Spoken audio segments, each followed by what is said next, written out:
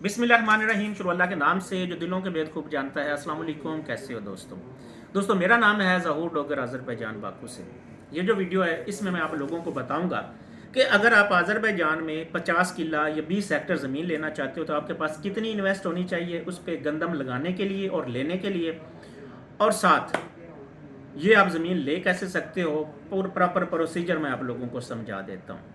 अगर कोई बंदा अज़रबैजान में ज़मीन लेना चाहता है तो सर उसका एक ही तरीका है कि आप यहाँ पर कंपनी बनाते हो।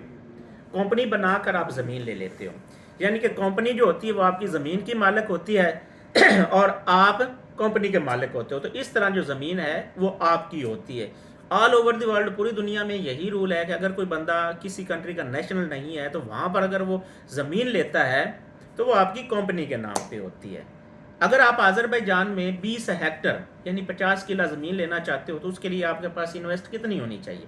बहुत सारे दोस्तों के माइंड में ये सवाल आता है, सर जो मिनिमम कीमत है वो 5,000 है और जो मैक्सिमम तो नहीं, एवरेज है, ऊपर तो जितनी मर्जी लेकर चले जाओ, 8,000 हम लगा लेते हैं। अगर 5,000 का 20 हेक्टर हो तो ये तकरीबन 1,00,000 मनात बनता है, और 1,00,000 मनात के जो पाकिस्तानी पैसे बनते हैं वो तकरीबन 1,70,00,000 रुपया बनता है।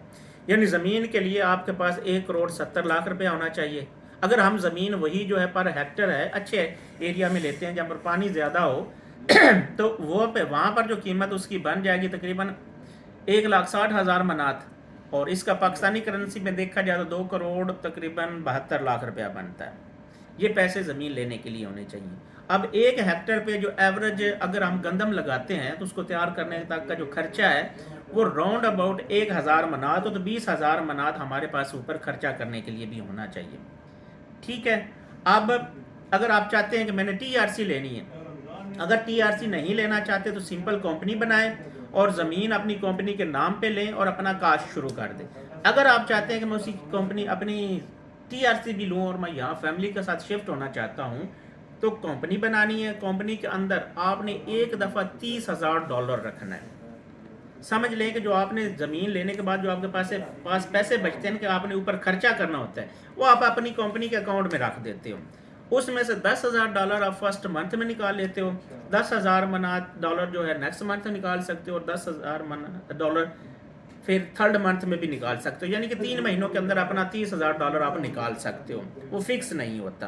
तो इस तरह आप लोगों को TRC भी यहाँ की मिल जाती है। अगर मालिक को TRC मिल जाए तो अपनी फैमिली सारी को यहाँ पर बुला सकता है।